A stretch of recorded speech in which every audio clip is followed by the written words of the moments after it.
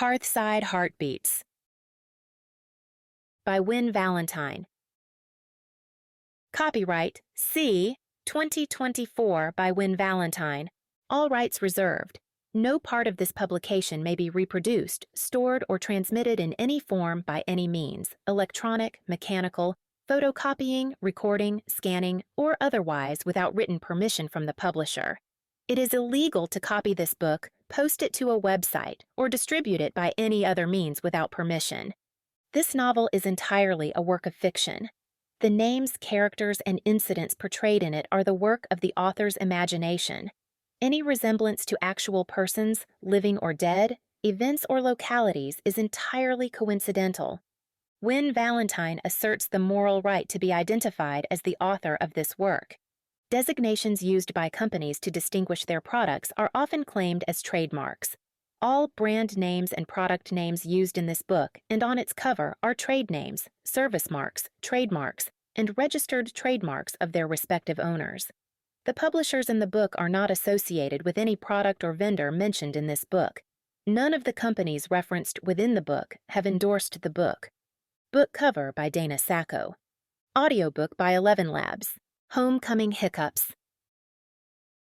The quaint coastal town of Bellsleigh Harbor sparkled under a blanket of fresh snow, its streets adorned with twinkling lights and festive garlands.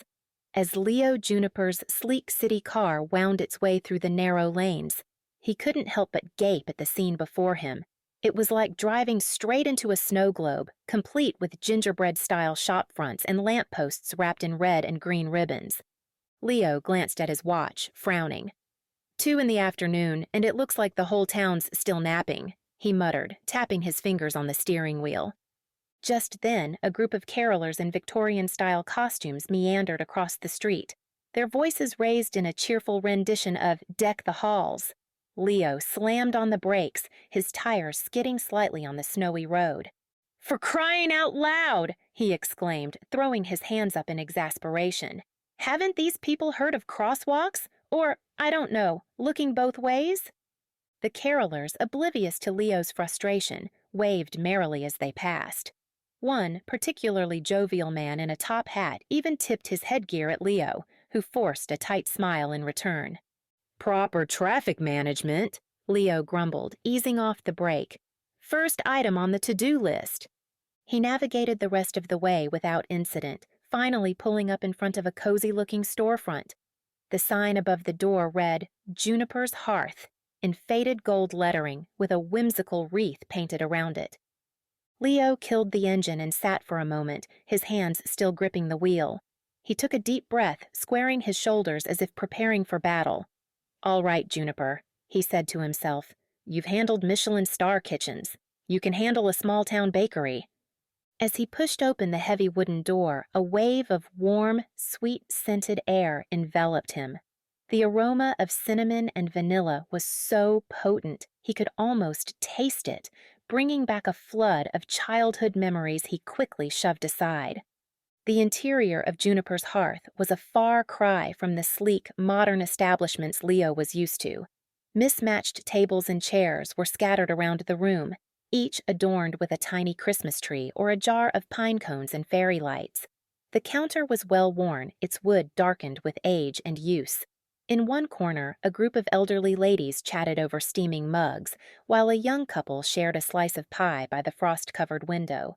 Leo's keen chef's eye immediately cataloged a dozen improvements he could make. New tables, a more efficient layout, maybe some trendy Edison bulbs to replace the soft yellow lighting. His mental remodeling was interrupted by movement behind the counter. A woman emerged from the kitchen, a cloud of flour following in her wake. Her curly auburn hair was pulled back in a messy bun, with escaped tendrils framing her face. She wore a flour-dusted apron over a paint-splattered sweater, and there was a smudge of what looked like chocolate on her cheek. For a moment, her face lit up with a warm, welcoming smile that made Leo's breath catch. But as her bright green eyes met his, recognition dawned and her expression shifted. The smile didn't disappear entirely, but it became more reserved, a hint of wariness creeping into her gaze. Leo straightened his jacket and strode forward, hand outstretched. "Hi there. "Leo Juniper," he said, his voice clipped and professional.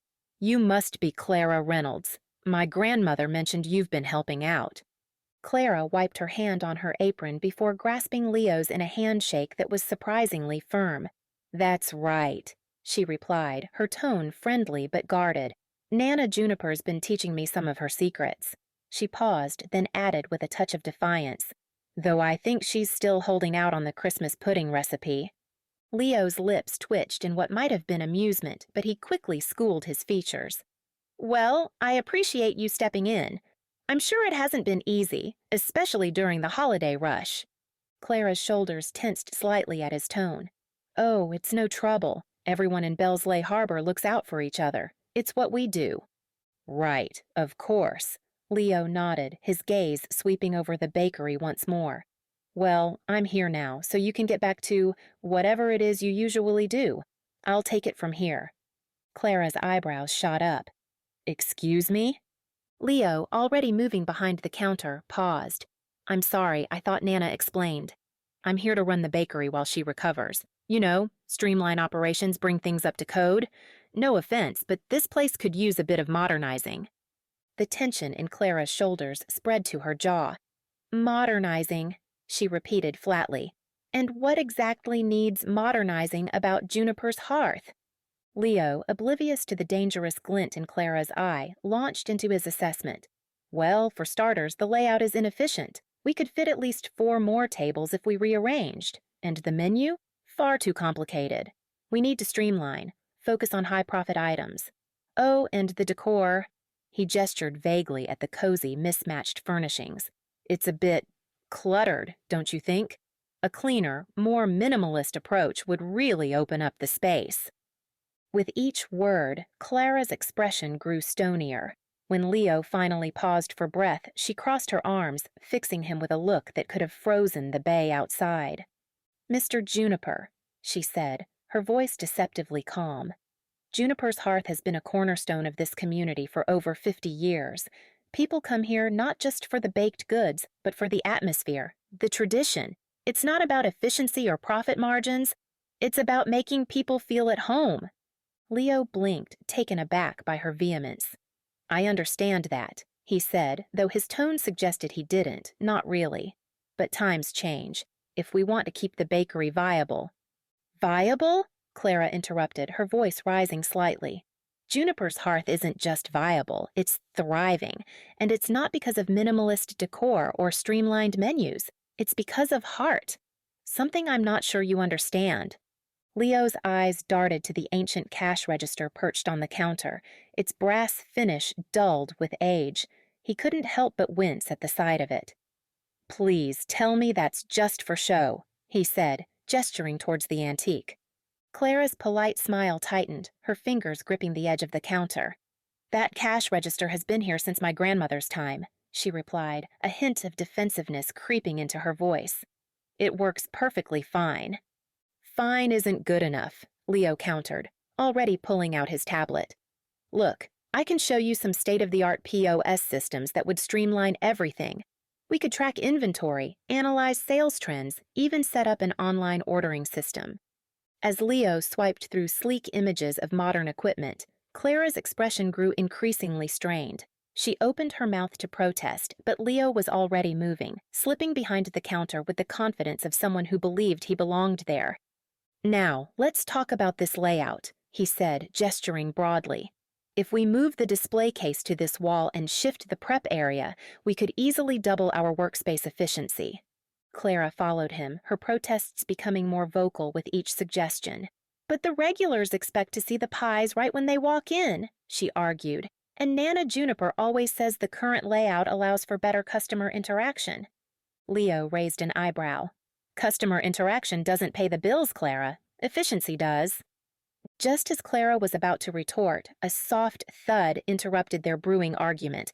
They turned to see Jasper the cat perched regally on the counter, his green eyes fixed on Leo with what could only be described as feline disapproval.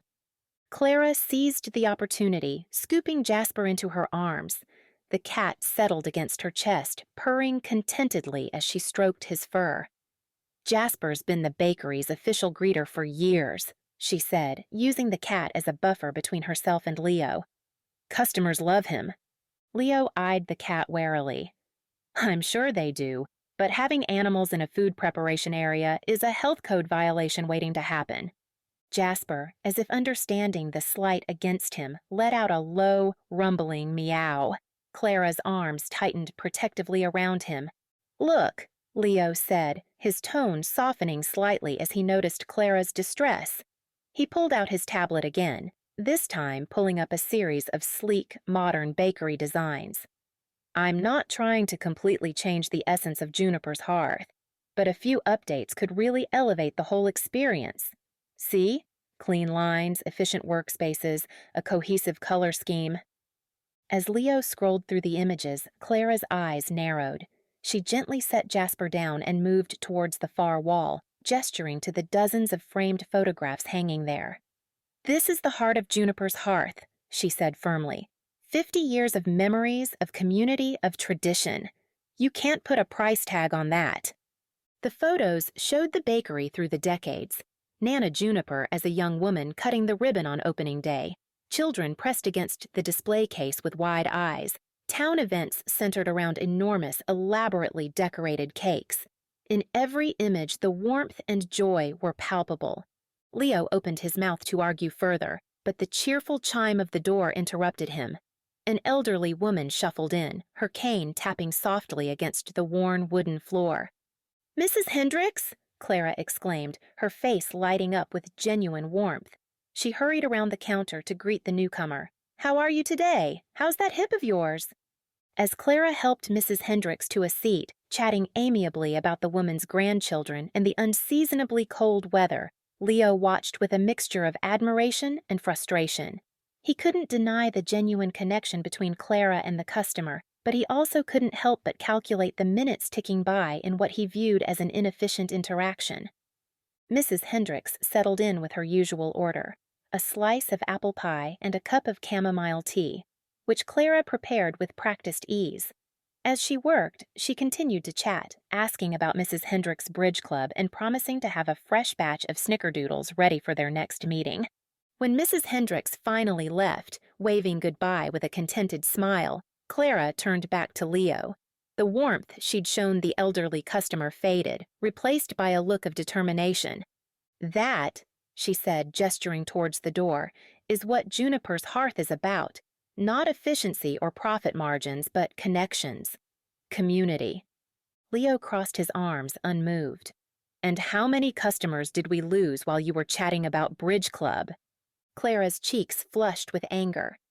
We didn't lose any customers. We gained loyalty, which is worth far more in the long run. They faced each other across the counter, the tension between them palpable. Clara's hands were planted firmly on the worn wood, her green eyes flashing with defiance. Leo stood tall, his posture rigid, jaw set in stubborn determination. In his corner, Jasper settled into a comfortable loaf, watching the two humans with feline indifference. His tail flicked lazily as he observed what promised to be a challenging coexistence. The old clock on the wall ticked steadily, marking the seconds of their silent standoff. Outside, carolers could be heard in the distance, their cheerful voices a stark contrast to the atmosphere inside Juniper's hearth. Leo was the first to break the silence. Look, he said, his voice carefully controlled. I know you care about this place, but caring isn't enough to keep a business afloat. We need to adapt, to modernize. Clara's fingers drummed against the counter. And I'm telling you, Leo, that modernizing isn't always the answer. Juniper's hearth has survived this long because it's more than just a business. It's a home. As they stared each other down, neither willing to back down, it was clear that the battle lines had been drawn. The cozy bakery, with its mismatched furniture and wall of memories, had become a battleground between tradition and progress, between heart and efficiency. And as the scent of cinnamon and vanilla wafted through the air, mingling with the tension, it was anyone's guess how this clash of ideologies would resolve itself. Batter and banter. The first rays of dawn crept through the windows of Juniper's hearth as Leo entered the kitchen, his eyes bright with determination despite the early hour. He rolled up his sleeves, surveying the outdated equipment with a mix of frustration and resolve. The old mixers and ovens might not be what he was used to, but he was determined to make them work. As he began pulling out ingredients, his mind raced with the fusion recipes he'd perfected back in the city. Matcha-infused croissants, lavender honey macarons. These were the kind of trendy, Instagram-worthy creations that would put Juniper's hearth on the map. Or so he believed. The kitchen soon filled with unfamiliar scents, the grassy notes of matcha powder mingling with the floral sweetness of lavender. Leo worked with practiced efficiency, his hands moving swiftly as he folded delicate layers of dough and piped perfect circles of macaron batter. Clara arrived shortly after, pushing open the bakery door with a jingle of bells. She paused in the doorway, her nose wrinkling slightly at the unfamiliar aromas wafting from the kitchen. Curiosity got the better of her, and she made her way to the kitchen, leaning against the doorframe to watch Leo work. Her eyebrows rose as she observed his techniques, so different from the way Nana Juniper had always done things. There was a precision to his movements, a calculated approach that seemed at odds with the warm, homey atmosphere of the bakery. Still, she couldn't help but admire his skill, even as skepticism tugged at the corners of her mouth. As the first customers began to trickle in, Leo proudly arranged his creations in the display case. The matcha croissants were a vibrant green, their layers perfectly flaky. The macarons sat in neat rows, their delicate shells a pale lavender color. He stood back, a satisfied smile on his face as he awaited the customers' reactions. Clara took her place behind the counter, ready to take orders. She watched as the regulars filed in, their eyes widening at the sight of the unfamiliar pastries. Mrs. Hendricks peered at the matcha croissants through her thick glasses, her forehead creasing in confusion. "What in the world are those green things, dear?" she asked Clara, her voice hushed as if she were discussing some alien artifact. "They're, matcha croissants," Clara explained, glancing at Leo. "It's a kind of green tea pastry." Mrs. Hendricks' nose wrinkled. "I think I'll just have my usual blueberry muffin if you don't mind." This scene played out again and again as more customers arrived. They'd eye Leo's creations with a mix of curiosity and wariness before inevitably asking for their regular orders. The confident smile on Leo's face began to falter as his display of fusion pastries remained untouched. Finally, a young woman in workout clothes approached the counter, her eyes lighting up at the sight of the macarons. "Oh, lavender honey? That sounds amazing. I'll try one of those, please." Leo perked up, eagerly plating the macaron for her. Clara watched closely as the woman took a delicate bite. The customer's face scrunched up, her eyebrows furrowing as she chewed slowly. It was clear she was trying to be polite, but the confusion in her expression was unmistakable. "It's interesting," she said finally, setting the half-eaten macaron aside. "But, could I maybe get one of those cinnamon rolls instead? The ones that smell so good?" Clara nodded, shooting Leo a sympathetic look before turning to the kitchen. She moved with the ease of someone who knew every inch of the space, effortlessly whipping up a batch of Nana Juniper's famous cinnamon rolls. The familiar scent of cinnamon and brown sugar filled the air, drawing appreciative sighs from the waiting customers. As Clara worked, she could feel Leo's eyes on her. She glanced over her shoulder to see him watching intently, his expression a mix of frustration and grudging admiration. She couldn't help but feel a twinge of satisfaction, not at his failure, but at the reminder of how well she knew this bakery and its customers. The morning rush began to die down, leaving Leo staring at his barely touched display of fusion pastries. The matcha croissants sat forlornly in their tray, their once perfect layers now slightly wilted. The macarons, still mostly intact, seemed to mock him with their cheery colors. Clara approached, wiping her hands on her apron. There was a hint of sympathy in her eyes, softening her triumphant expression. She knew all too well how it felt to pour your heart into something, only to have it fall flat. "Hey," she said softly, coming to stand beside him. "For what it's worth, they really do look beautiful." Leo sighed, running a hand through his hair. But beautiful doesn't matter if no one wants to eat them. Clara nodded, considering her words carefully. You know, when Nana first started experimenting with her cinnamon roll recipe, it took her weeks to get it right. The whole town suffered through some pretty questionable batches before she nailed it. A small smile tugged at the corner of Leo's mouth. Really? I always thought that recipe was some kind of family heirloom, passed down for generations. Nope, Clara chuckled. She came up with it right here in this kitchen, through a whole lot of trial and error, and a very patient group of taste testers. Leo glanced at her, a spark of understanding passing between them. For a moment, the tension that had defined their interactions softened, replaced by a shared appreciation for the art of baking and the challenges that came with it. So, Clara said, gesturing to the untouched pastries, what do you say we box these up and bring them to the community center?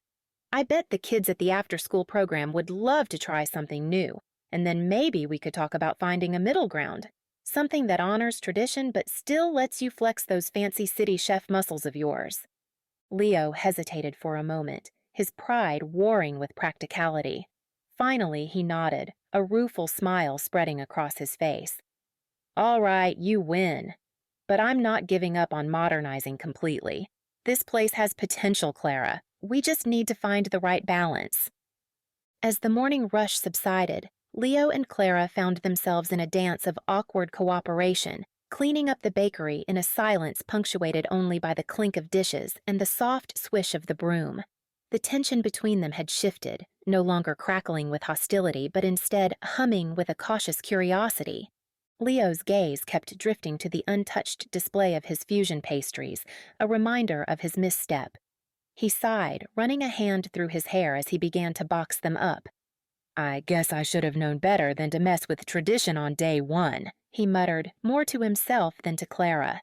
Clara paused in her sweeping, her expression softening slightly. It's not that they're bad, she offered, her tone gentler than before. It's just, change takes time here. Bellsleigh Harbor moves at its own pace. Leo nodded, a rueful smile tugging at his lips. Yeah, I'm starting to get that. As they worked, Clara's movements became less defensive, her posture relaxing incrementally. She found herself sneaking glances at Leo, noticing the care he took in handling the baked goods, even the ones that hadn't sold. There was a reverence in his touch that spoke of a genuine love for his craft, something she could appreciate despite their differences. The clock on the wall ticked steadily towards mid-morning when Clara suddenly straightened, her eyes widening as she checked her watch. Oh no, she muttered, hastily untying her apron. Leo looked up from where he was wiping down the counter, noticing the sudden stress etched across Clara's face. Everything okay? He asked, brow furrowing in concern. Clara bit her lip, her fingers fumbling with the apron strings. I need to check on my gallery, she explained briefly, her words clipped with worry. I've been away too long already. As she moved towards the door, her steps quick and purposeful, the jingle of bells announced the arrival of a delivery truck outside. Clara froze, torn between her urgent need to leave and the knowledge that Leo couldn't handle a large delivery alone. Leo saw the conflict playing out on her face and stepped forward. I can handle this, he offered, gesturing towards the truck. You go ahead. Clara hesitated, her hand on the door handle. No, it's fine, she sighed, turning back. It'll go faster with both of us. Then I can head out. They worked in tandem, unloading boxes of flour, sugar, and other baking essentials. As they moved back and forth from the truck to the storeroom, Leo's curiosity got the better of him. So, you have an art gallery? He probed, trying to keep his tone casual. Clara's responses were curt, her mind clearly elsewhere. Yes, just a small place downtown, nothing fancy. But Leo didn't miss the worry lines creasing her forehead or the way her fingers tightened on the boxes she carried. He recognized the signs of financial stress. He'd seen them often enough in the early days of his own restaurant. As they finished unloading, Clara was already reaching for her coat, her movements hurried and anxious. Leo watched her for a moment, then spoke up. You know, if you need any help with the gallery, I'd be happy to. Clara paused at the door, surprise flickering across her face.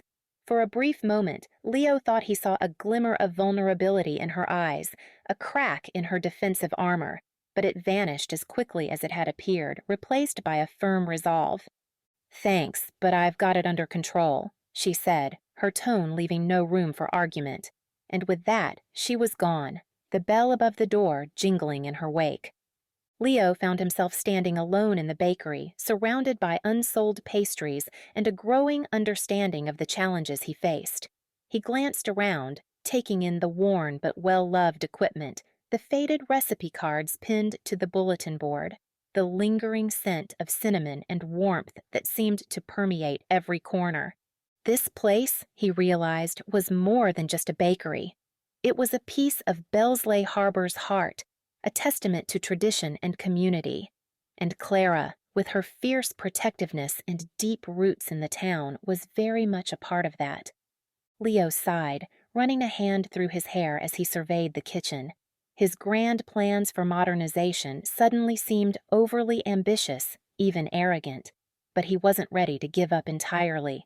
There had to be a middle ground, a way to honor the bakery's legacy while still bringing it into the future. His eyes fell on Nana's old recipe book, its pages yellowed and dog-eared with use. An idea began to form in his mind. Maybe the key wasn't in reinventing the wheel, but in finding a way to make it roll a little smoother. With renewed determination, Leo rolled up his sleeves and got to work. He might not have won over the town with his fancy fusion pastries, but he was far from defeated. As he began to leaf through Nana's recipes, he felt a spark of excitement. This was a challenge, yes, but it was also an opportunity to learn, to grow, and maybe, just maybe, to find his place in this close-knit community. The morning's setback had taught him a valuable lesson. Success in Bellsleigh Harbor wouldn't come from imposing his big city ideas, but from understanding and embracing the town's unique charm. And as for Clara and her gallery, well, that was a mystery he was determined to unravel, one small-town day at a time. Small-town sweethearts. Leo and Clara stood side by side at the edge of Bellsleigh Harbor's town square, taking in the festive scene before them.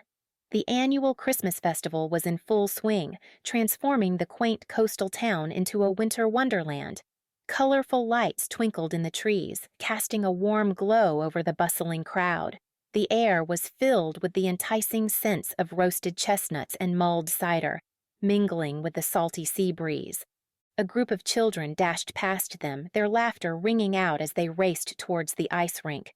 Leo's eyes followed their excited path, a small smile tugging at the corners of his mouth.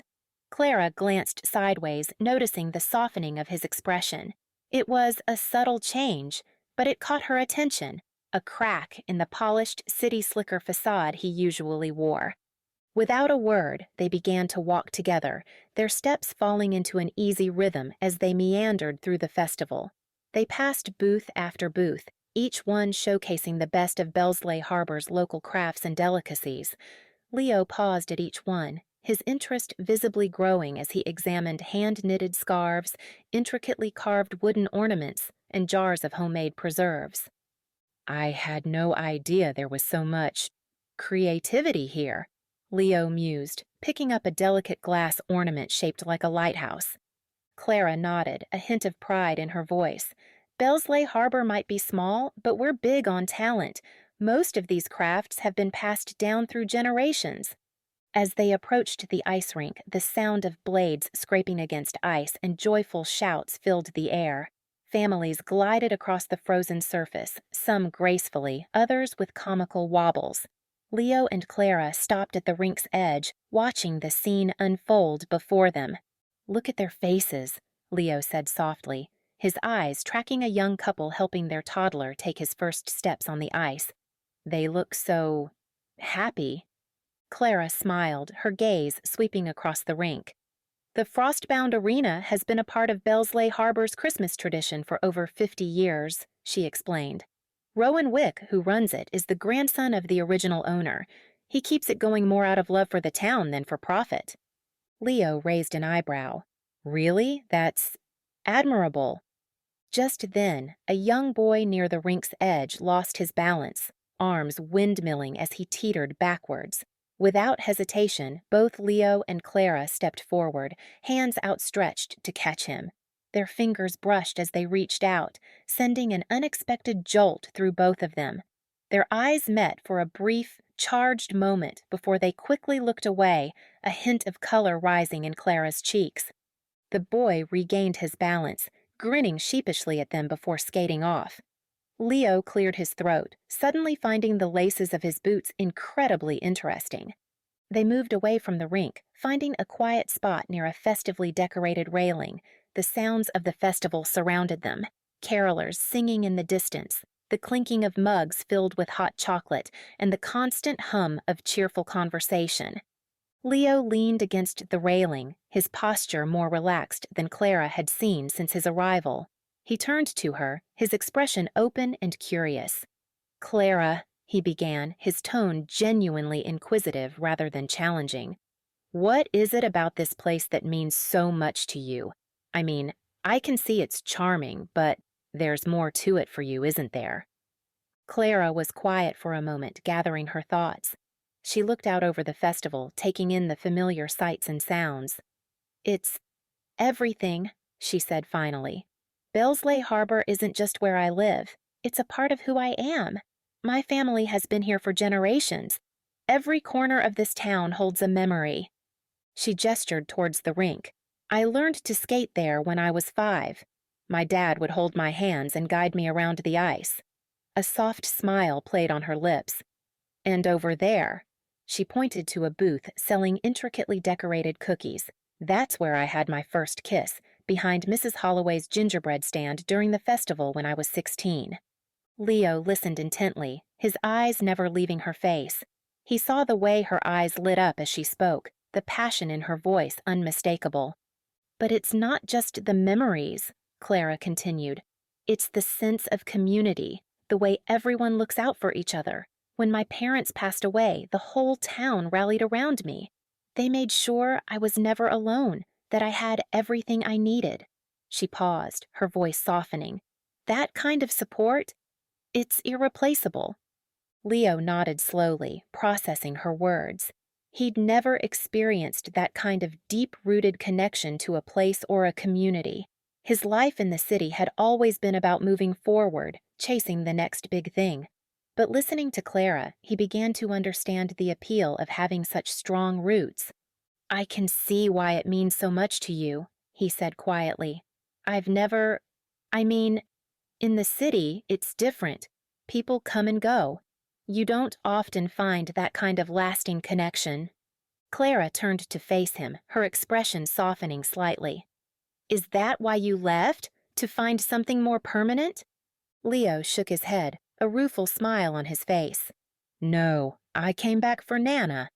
But—" he trailed off, his gaze drifting over the festival once more.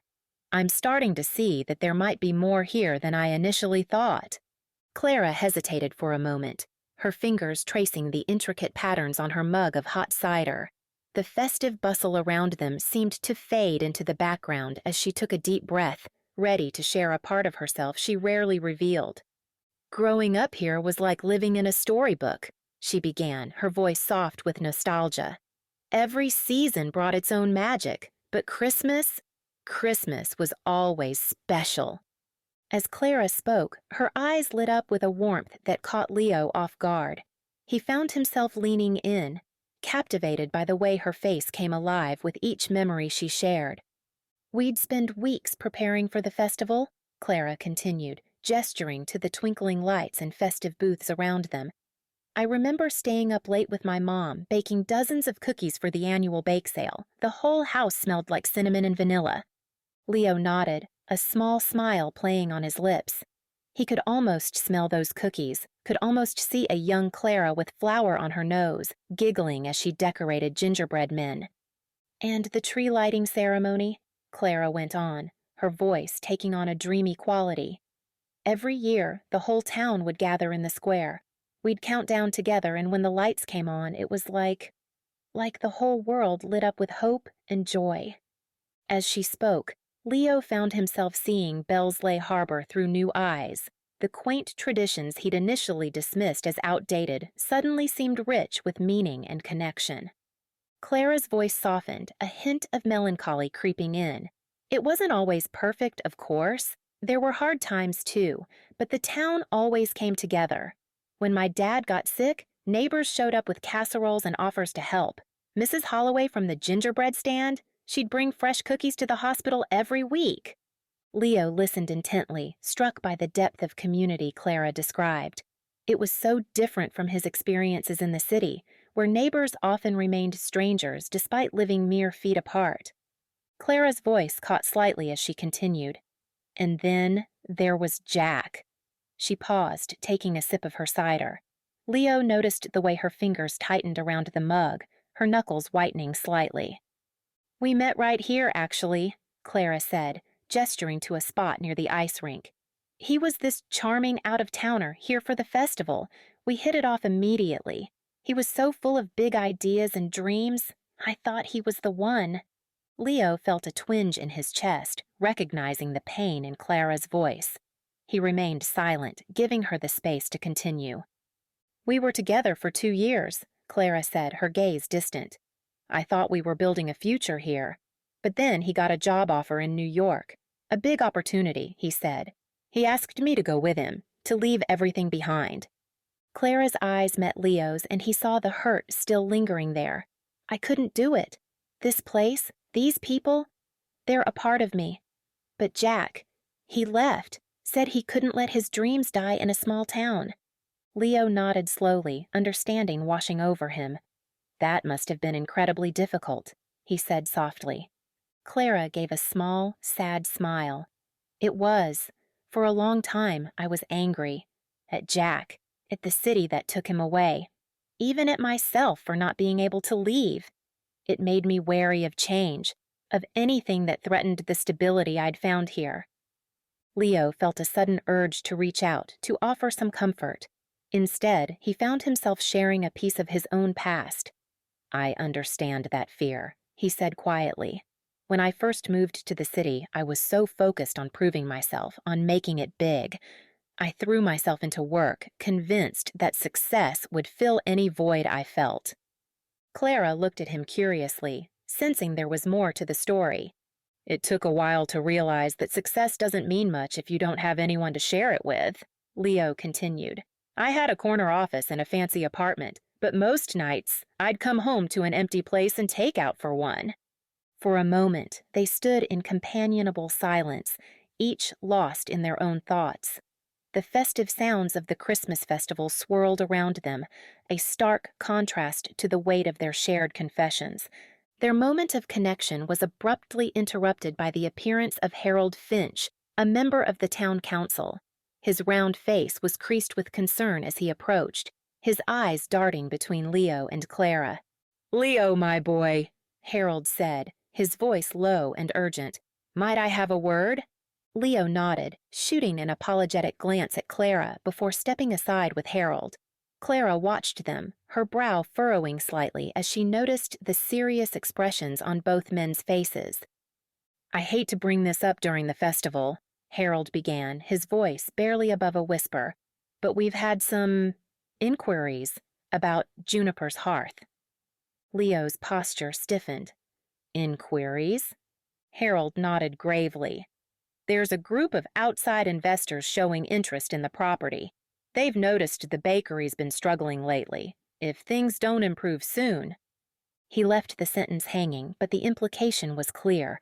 Leo's mind raced, thinking of his grandmother, of the generations of history baked into the walls of Juniper's hearth. "I understand," Leo said, his voice tight. "Thank you for letting me know, Harold." As Harold nodded and walked away, Leo turned back to Clara. The conflict was evident in his eyes, a storm of emotions battling for dominance. Clara watched him, her own expression a complex mixture of sympathy and renewed wariness.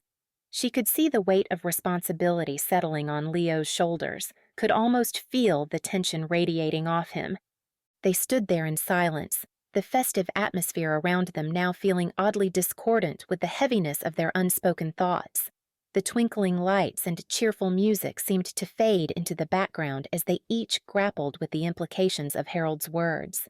Leo opened his mouth as if to speak, then closed it again, unsure of what to say. Clara's eyes searched his face, her earlier openness now tempered with a guarded look. The moment stretched between them, filled with unasked questions and unvoiced concerns. The future of Juniper's Hearth, and perhaps of Bellsleigh Harbor itself, suddenly felt uncertain, hanging in the balance between tradition and change. Stormy waters. The storm descended upon Bellsleigh Harbor with a vengeance, turning the quaint seaside town into a maelstrom of wind and rain. At Juniper's Hearth, Leo and Clara found themselves in the eye of the tempest, battling against nature's fury to protect the beloved bakery. Leo dashed outside, his city slicker instincts momentarily forgotten as he wrestled with loose shutters. Rain pelted his face, plastering his carefully styled hair to his forehead. He grunted, muscles straining as he secured each shutter, the wood creaking in protest against the howling wind. Inside, Clara was engaged in her own struggle. Water seeped relentlessly under the door, forming puddles on the worn wooden floor. She mopped furiously, her movements frantic yet purposeful. As she worked, her eyes met Leo's through the rain-streaked window. In that brief moment, a flash of shared concern passed between them, transcending their previous tensions. The lights overhead flickered ominously, casting eerie shadows across the bakery. Leo's eyes widened in alarm. He darted towards the kitchen, his mind racing through the potential disasters a power outage could wreak on their equipment. "The mixers!" he called out, unplugging the heavy-duty appliances with swift efficiency. "We can't risk a surge when the power comes back on." Clara nodded, already 2 steps ahead. She rummaged through drawers, emerging victorious with an armful of candles. As Leo secured the last of the electrical equipment, she moved about the bakery, lighting candles and placing them strategically. The warm, flickering light gradually filled the space, creating an unexpectedly cozy atmosphere amidst the chaos. A deafening crash from outside made them both jump. Leo and Clara rushed to the window, peering out into the storm-ravaged street. Across the way, a large tree branch had come crashing down, landing perilously close to Clara's gallery. "Oh, no!" Clara gasped, her face pale in the candlelight. Before she could say another word, Leo was moving. He grabbed his coat from the hook by the door, shrugging it on with determined efficiency. "What are you doing?" Clara asked, surprised by his immediate response. "We need to check on your gallery," Leo replied, his hand already on the doorknob. "That branch could have caused damage." Clara blinked, momentarily stunned by his readiness to help. Then, snapping out of her surprise, she grabbed her own coat and followed him. As they stepped outside, the full force of the storm hit them. The wind howled, driving the rain sideways and threatening to knock them off their feet. They leaned into the gale, making their way across the street with difficulty. Jasper the cat watched their departure from his perch on the bakery counter, his green eyes gleaming with curiosity in the candlelight. He stretched languidly, seemingly unconcerned by the chaos unfolding around him. At the gallery, Leo immediately set to work on the fallen branch. He gripped the sodden wood, muscles straining as he heaved it away from the building. Clara gasped as the branch's removal revealed a broken window, rainwater already streaming through the jagged opening. "We need to get inside!" Clara shouted over the howling wind, fumbling with her keys. Once inside, they were met with a scene of impending disaster. Rain poured through the broken window, pooling on the floor and creeping towards Clara's artwork.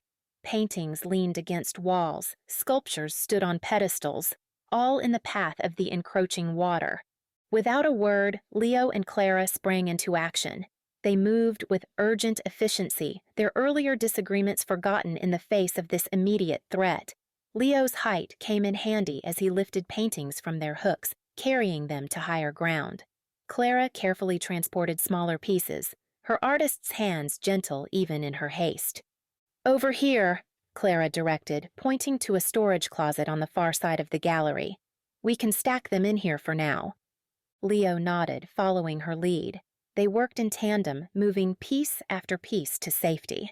Despite the seriousness of the situation, there was an odd harmony to their movements, as if they'd been working together for years instead of days. As they rescued the last of the endangered artwork, Clara paused, her eyes scanning the gallery.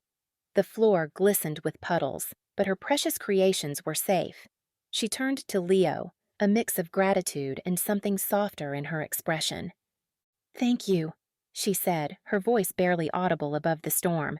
"I don't know what I would have done if you hadn't been here." Leo met her gaze, a small smile tugging at his lips.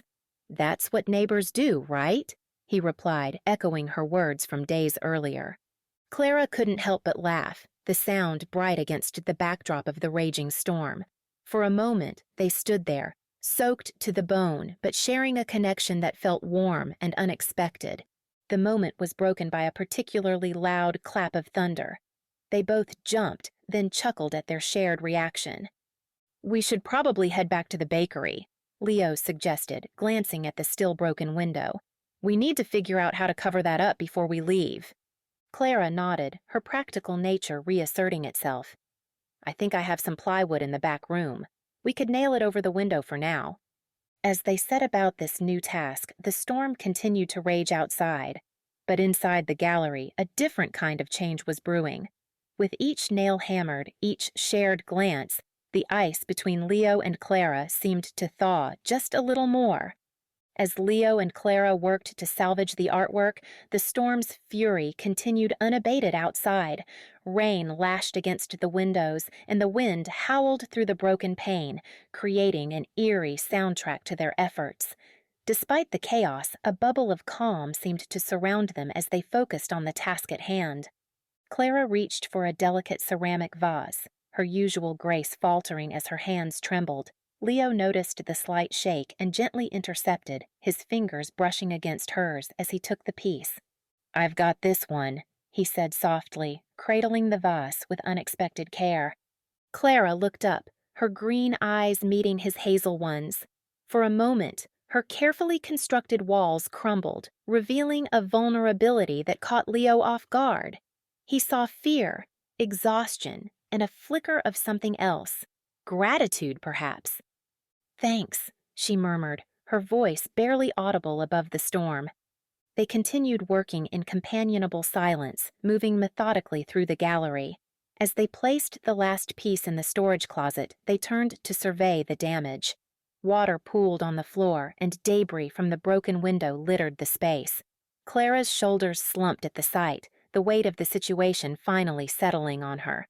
Leo, seeing her distress, squeezed her shoulder supportively. "Hey, it's not as bad as it looks," he said, his voice gentle but firm. "We'll get this cleaned up in no time."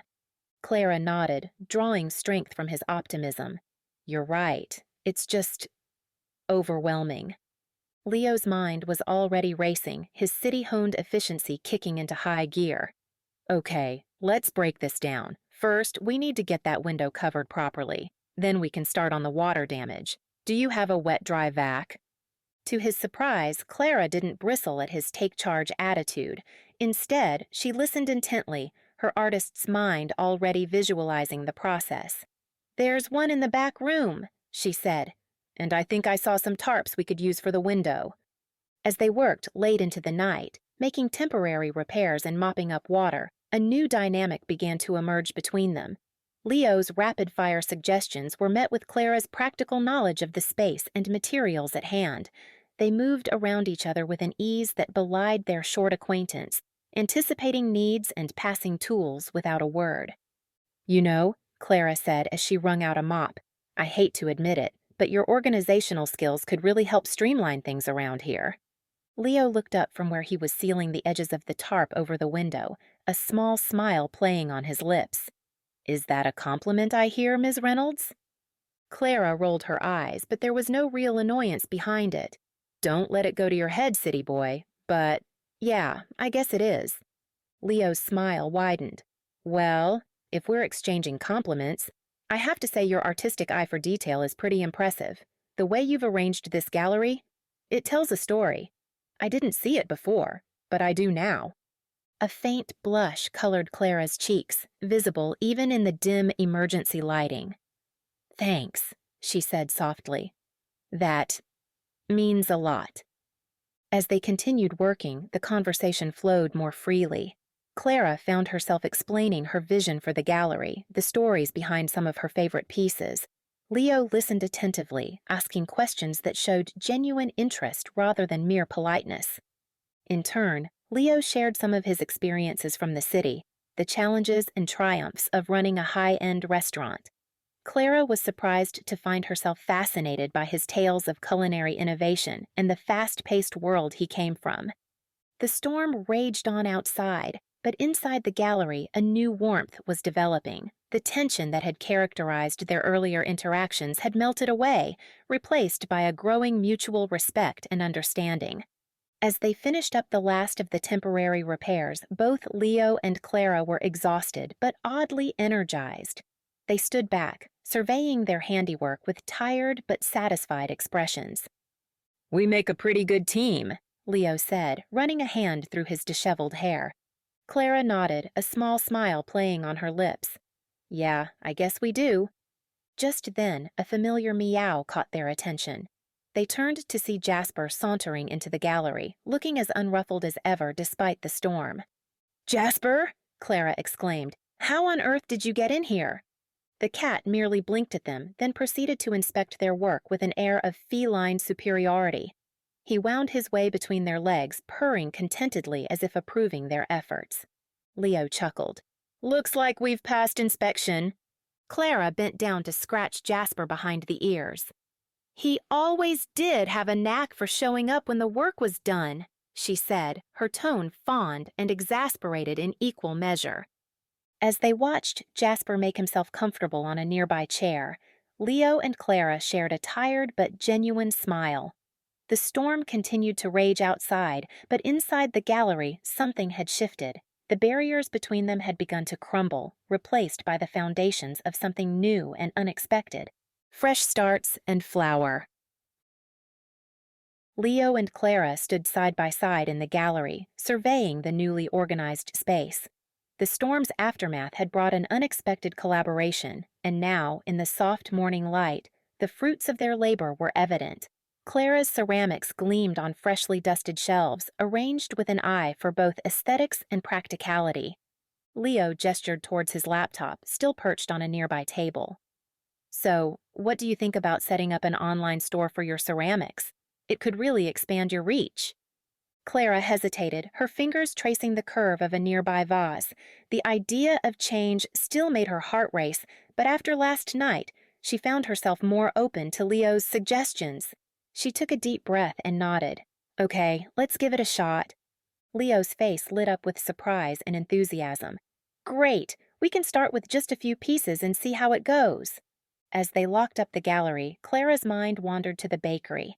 An idea had been forming since their late-night conversation, and now seemed like the perfect time to act on it. "Hey, Leo, there's something I want to show you at Juniper's hearth." They made their way down the cobblestone street, the air crisp with the scent of rain and possibility. Upon entering the bakery, Clara led Leo straight to the kitchen, its familiar warmth enveloping them like a hug. She reached for a shelf above the ancient oven, pulling down a worn, leather-bound book. Leo's eyes widened in recognition. "Is that—" Clara nodded, running her fingers over the faded gold lettering that spelled out Juniper's recipes in Nana's elegant script. She opened it carefully, flipping to a specific page marked with a faded ribbon. "I thought," Clara began, her voice soft with the weight of tradition, "that I could teach you one of Nana's secret recipes, as a thank you for your help with the gallery." Leo's eyes glistened with unexpected emotion. This wasn't just a recipe, it was a piece of his childhood, a connection to the woman who had become his anchor when his own mother left. "Clara, thank you. This means more than you know." Clara smiled, understanding the depth of the moment. "Well, don't thank me yet. Nana's recipes can be pretty tricky." As Clara gathered ingredients from the pantry, Leo set up his laptop on a flour-dusted counter. While we're baking, I can walk you through some e-commerce basics. It's really not as complicated as it might seem. Clara listened as Leo explained hosting platforms and payment gateways, her initial skepticism slowly melting away like butter in a warm pan. His enthusiasm was infectious, and she found herself asking questions, her artistic mind already envisioning how her pieces could be presented online. They fell into an easy rhythm, Clara guiding Leo through the intricate steps of the recipe while he showed her how to photograph and list her ceramics. The kitchen filled with the comforting scents of vanilla and cinnamon, mingling with the quiet tapping of laptop keys. Now, the key is to fold the dough, not knead it, Clara instructed, demonstrating the technique. Nana always said it keeps the pastry light and flaky. Leo concentrated, his brow furrowed as he attempted to mimic her movements.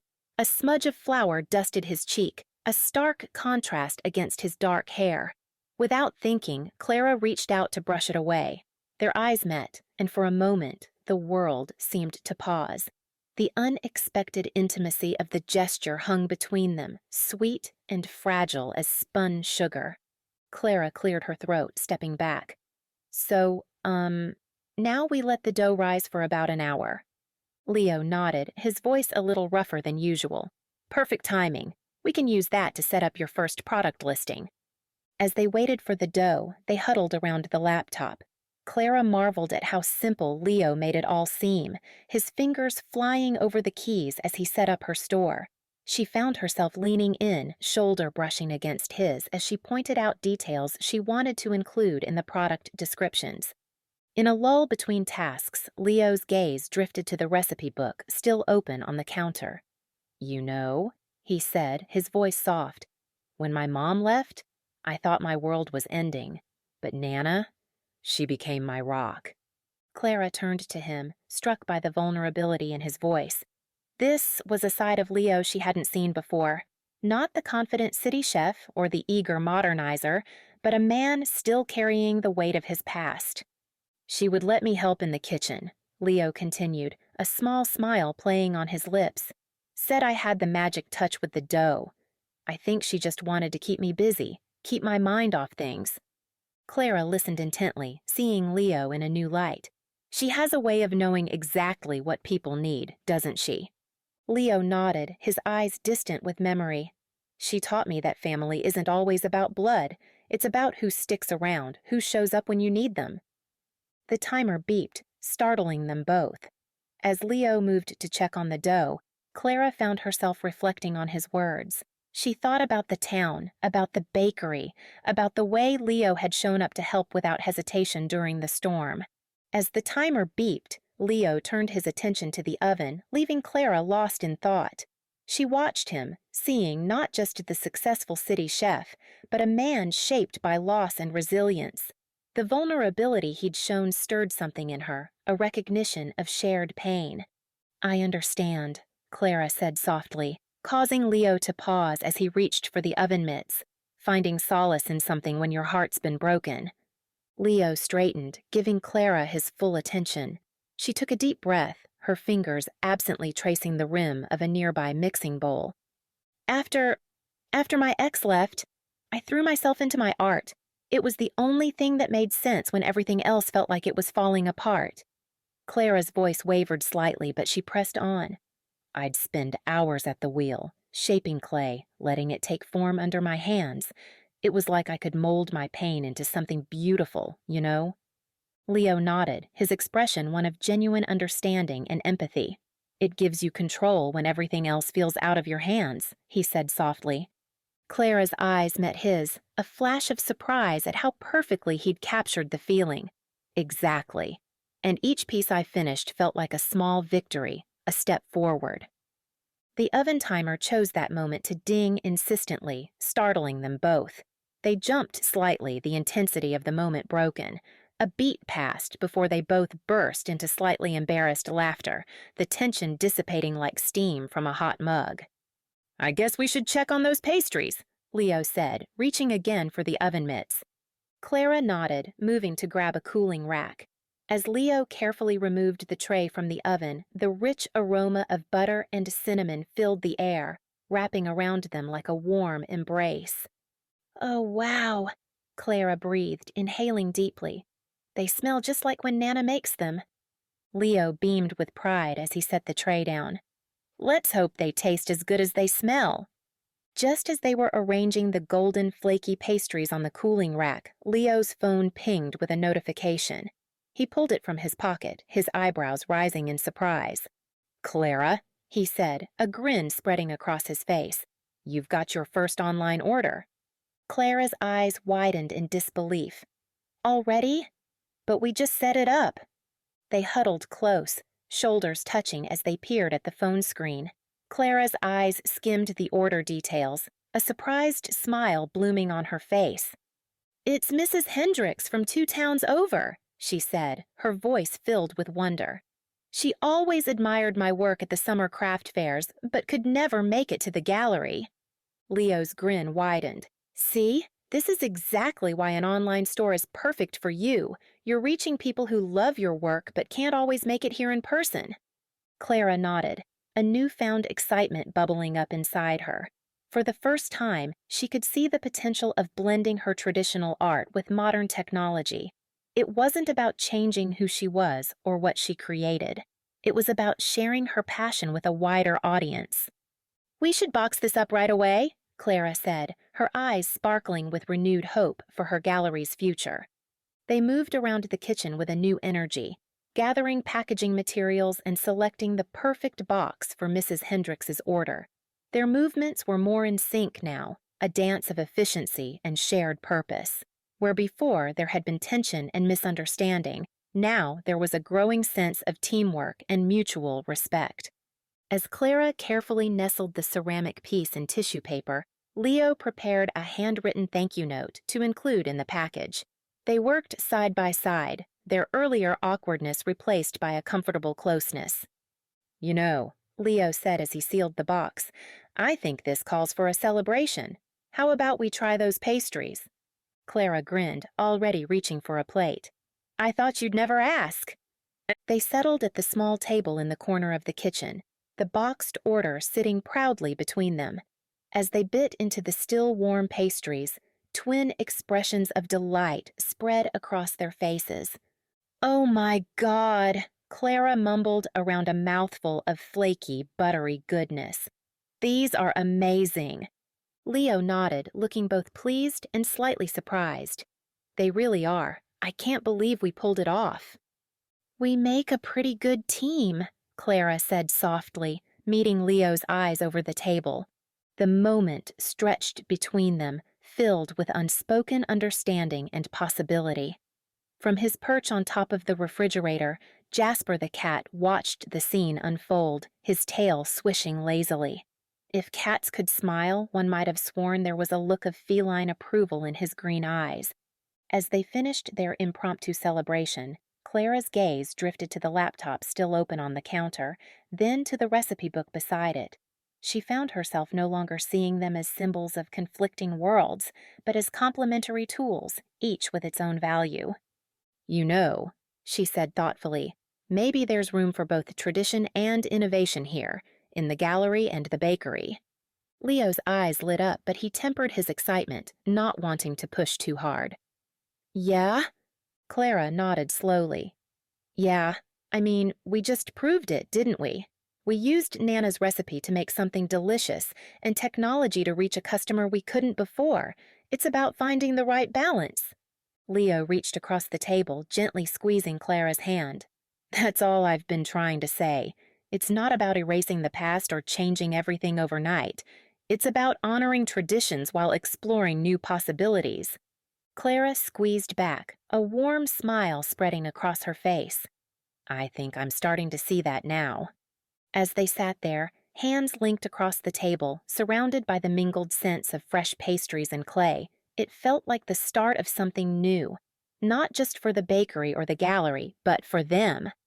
A blending of old and new, of tradition and innovation, of two people who had more in common than they'd first realized. Outside, the first snowflakes of the season began to fall, dusting Bellsleigh Harbor in a soft, white blanket. Inside Juniper's hearth, warmed by more than just the oven's heat, Leo and Clara continued to talk, plan, and dream, their earlier misunderstandings melting away like snow in spring. Love on the line. Leo entered Juniper's hearth just as the first rays of sunlight peeked over the harbor. A soft smile played on his lips as he thought about Clara and their growing connection. The bakery was quiet, save for the gentle hum of the refrigerators and the melodic tune Leo unconsciously whistled as he began his morning prep. He'd barely tied on his apron when the bell above the door chimed. Two familiar faces walked in, Mabel Hawthorne and George Finch, both prominent members of Bellsleigh Harbor's town council. Their grave expressions immediately set Leo on edge, his cheerful mood evaporating like morning mist. "Morning, folks," Leo greeted them, trying to keep his tone light. "We're not quite open yet, but I can put on a pot of coffee if you'd like." Mabel shook her head, her silver hair catching the early morning light. "That won't be necessary, Leo. We need to have a word with you, in private, if possible." Leo's brow furrowed, but he nodded, leading them to a quiet corner of the bakery. The trio huddled close, their voices low and urgent. George cleared his throat. "Leo, we won't beat around the bush. The town is facing some serious financial pressures, and, well, Juniper's hearth is a big part of that equation." Mabel picked up where George left off, her eyes filled with a mix of concern and determination. "Your grandmother's bakery has been a cornerstone of this community for decades, but times are changing, and we need to ensure its future, and by extension, the town's future." Leo's stomach tightened. He'd known things were tough, but he hadn't realized just how precarious the situation had become. "What exactly are you saying?" George's weathered hands fidgeted with the brim of his cap. "We need a commitment, Leo. Either you stay on in Bellsleigh Harbor long-term, take over the bakery properly, or—" "Or what?" Leo asked, though he had a sinking feeling he already knew the answer. Mabel's voice was gentle but firm. "Or we'll have to consider selling Juniper's hearth to an outside investor, someone who can guarantee its future and contribution to the town's economy." The words hit Leo like a physical blow. He glanced around the bakery, taking in the worn but lovingly maintained equipment, the faded photographs on the walls, the scent of yeast and sugar that permeated every surface. Memories flooded his mind, helping Nana as a child, learning to knead dough, the pride in her eyes when he'd mastered her secret recipes. And more recent memories, too, working side by side with Clara, their laughter filling the kitchen as they experimented with new ideas. I don't know what to say," Leo stammered, his mind reeling. "This is all so sudden.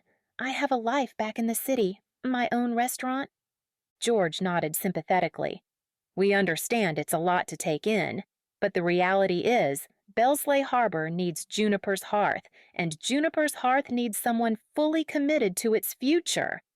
As the conversation continued in hushed tones, none of them noticed the back door quietly opening. Clara slipped in, ready to start her shift, but paused when she heard the serious voices. Curiosity and concern etched across her face as she moved closer, straining to hear. "Return to the city." Clara caught fragments of the conversation, her heart rate quickening. "Sell the bakery. Outside investor?" Leo ran a hand through his hair, his internal struggle visible on his face. "How long do I have to decide?" Mabel's expression softened. "We know it's not an easy choice, dear. We can give you a week, but no more than that. The town council meets next Friday, and we'll need an answer by then." Clara's breath caught in her throat. A week? Her mind raced, piecing together what she'd overheard. Leo might leave? The bakery could be sold? The very thought sent a chill through her, despite the warmth of the ovens. "We'll leave you to think it over," George said, placing a comforting hand on Leo's shoulder. "Just remember, this isn't just about the bakery. It's about the heart of Bellsleigh Harbor." As Mabel and George made their way to the door, Clara quickly ducked behind a stack of flour sacks, her heart pounding. She watched as Leo slumped against the counter, his face a mask of conflicting emotions. For a long moment, the bakery was silent, save for the ticking of the old clock on the wall. Leo's gaze wandered over the familiar surroundings, lingering on the photographs of his grandmother, the worn recipe books, the gleaming mixers he'd helped install. His eyes fell on the corner where he and Clara had shared pastries and laughter just days ago. Clara held her breath, torn between revealing herself and retreating unnoticed. She could see the weight of the decision bearing down on Leo's shoulders, and her heart ached for him. But there was also a flicker of fear of what his choice might mean for the bakery, for the town, and for the connection that had been growing between them. As Leo pushed himself away from the counter and moved towards the kitchen, determination setting into his features, Clara made a split-second decision. She slipped out the back door as quietly as she'd entered, her mind whirling with what she'd overheard and the implications it held for all of them. As the back door clicked shut behind Clara, Leo's head snapped up. He could have sworn he'd heard something, but the bakery remained still and silent. Shaking off the feeling, he turned his attention to the morning's tasks, his mind still reeling from the council's ultimatum. Clara stood outside, her back pressed against the cool brick wall of the bakery. Her heart raced as she tried to process what she'd overheard. Leo, leaving? The bakery? Sold? The very thought sent a shiver through her that had nothing to do with the crisp morning air. Taking a deep breath, Clara steeled herself and re-entered the bakery. She'd barely taken 2 steps when her foot caught on a loose floorboard, sending her stumbling into a stack of baking pans. The resulting crash shattered the quiet morning like a thunderclap. Leo whirled around, his eyes widening as he saw Clara amidst the scattered pans. "Clara, I didn't hear you come in. Are you okay?" Clara straightened, her cheeks flushed with embarrassment and something else. Hurt, perhaps? "I'm fine," she said, her voice clipped. "Just clumsy, I guess." Mabel and George, who had been lingering near the door, exchanged knowing glances. "We'll be on our way," Mabel said softly. "Remember what we discussed, Leo." As the council members slipped out, the bell above the door seemed to toll with finality. Leo and Clara were left alone, the air between them thick with unspoken words. Leo opened his mouth, desperate to explain, to dispel the coldness he saw in Clara's eyes. But before he could utter a word, she cut him off with a curt nod. "We should get to work. Those pastries won't bake themselves." Throughout the morning, the bakery hummed with activity, but none of the warmth that had characterized recent days. Clara moved about her tasks with mechanical precision, her usual easy grace replaced by stiff, jerky movements. She avoided Leo's gaze, responding to his attempts at conversation with monosyllabic answers. Leo watched her, confusion and hurt evident in his eyes. He tried to catch her alone, to explain the situation, but Clara always seemed to be one step ahead, slipping away just as he approached. As the morning rush began, customers streamed in, their cheerful chatter a stark contrast to the frosty atmosphere behind the counter. Mrs. Hendricks, a regular, picked up on the tension immediately. "Everything all right, dears?" she asked, her kind eyes darting between Leo and Clara. "You two seem a bit out of sorts today." "Everything's fine, Mrs. Hendricks," Clara replied, her smile not quite reaching her eyes. "Just a busy morning. The usual for you?" Leo watched the exchange, his heart sinking. He'd grown to love the easy banter with customers, the way Clara's eyes would crinkle when she laughed at their jokes. Now it all felt hollow, like a poorly rehearsed play. As the morning wore on, the bakery felt colder despite the warm ovens. Leo and Clara moved around each other like wary dancers, their usual synchronicity replaced by awkward near collisions and muttered apologies. Jasper the cat observed from his corner, his tail twitching with agitation. He'd grown accustomed to the gentle scratches behind his ears when Clara passed, the bits of pastry Leo would sneak him when he thought no one was looking. Today, both humans seemed to have forgotten his existence entirely. During a rare lull, Leo finally managed to corner Clara by the sink. "Clara, about earlier," he began, his voice low and urgent. But Clara cut him off, her eyes fixed on the dish she was scrubbing with unnecessary force. "It's fine, Leo. You don't owe me any explanations. This is your life, your decision." "But that's just it," Leo insisted, frustration creeping into his voice. "It's not just my decision. It affects everyone. The bakery, the town, you—" Clara's head snapped up at that, her eyes blazing. Me? Don't pretend I factor into your grand plans, Leo. I heard enough this morning to know where your priorities lie. Before Leo could respond, the bell above the door chimed, signaling the arrival of more customers. Clara brushed past him, plastering on a smile that didn't reach her eyes. "Welcome to Juniper's Hearth. What can I get for you today?" Leo watched her go, his heart heavy. He'd come to Bellsleigh Harbor to help his grandmother, to save the bakery. But now, faced with the council's ultimatum and Clara's cold shoulder, he felt more lost than ever. As the day progressed, the tension in the bakery seemed to seep into every corner. Even the regulars picked up on it, their usual lingering chats cut short by the uncomfortable atmosphere. Leo found himself second-guessing every move, every decision. Should he stay and fight for the bakery, for the connections he'd made? Or was it time to return to the life he'd built in the city? Clara, for her part, threw herself into her work with a fervor that bordered on manic. She churned out tray after tray of perfectly formed pastries, each one a testament to her skill and determination. But the joy was missing from her movements, the spark of creativity dimmed.